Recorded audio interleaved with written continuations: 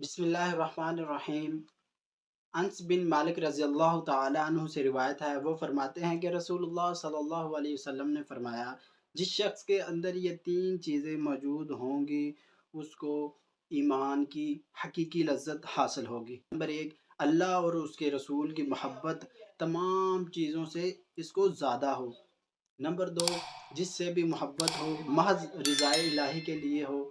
اور نمبر تین، وہ جس کو اللہ تعالیٰ نے کفر کے اندھیرے سے نکال کر اسلام کی روشنی سے لطف اندوز کیا اور اس کا اسلام سے پھر جانا اس کو اتنا ہی برا سمجھے جتنا کہ آگ اپنے آپ کو آگ میں ڈالنا۔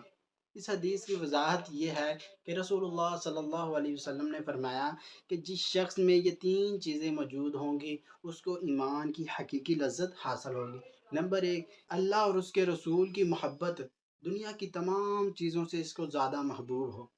اور نمبر دو، کہ جس سے بھی اس کو محبت ہو تو وہ محض اللہ تعالیٰ کی رضا کے لیے ہو، جب ایک دوسرے سے ملیں تو وہ بھی اللہ تعالیٰ کی رضا کے لیے ملیں۔ اور نمبر تین جو اس حدیث میں بیان کیا گیا ہے وہ یہ ہے کہ جب اللہ تعالیٰ نے ایک بندے کو کفر کے اندھیرے سے نکال کر اسلام کی روشنی سے لطف اندوز کیا، اس کو کفر کی طرف لوٹ کر نہیں جانا چاہیے۔ اگر اس کو لوگ مجبور کریں، اس کو قتل کی دھمکی دیں تو بھی اس کو اپنی جان کی بازی لگا دینی چاہیے، کفر کی طرف نہیں جانا چاہیے۔ لوگوں میں یہ معروف ہے اگر جان بچانی ہو تو کلمہ کفر کہہ دینا چاہیے، تو اس میں کوئی حقیقت نہیں، یہ ایک افطرا ہے۔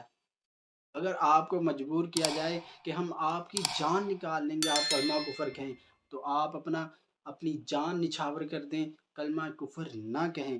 جس شخص نے یہ تینوں چیزیں حاصل کر لی تو اس نے ایمان کی حقیقی لذت حاصل کر لی۔